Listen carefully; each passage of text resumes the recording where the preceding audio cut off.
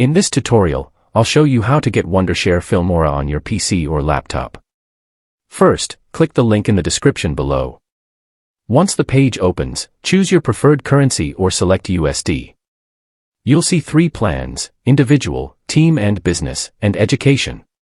If you're using Filmora on a single device, choose the individual plan. If you need it for multiple users or devices, select the team and business plan. For this tutorial, I'll choose the individual option. You'll now see 3 subscription plans. Select the perpetual plan, which includes a lifetime license. Choose your operating system, click Buy Now, and enter your email address.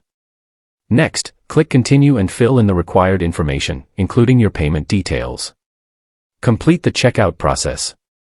After that, open the second link in the description and download Filmora. Install the software on your PC.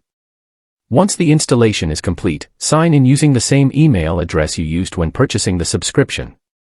You can now start using Filmora. That's it for today's video. If you found this tutorial helpful, don't forget to like, comment, share, and subscribe to the channel.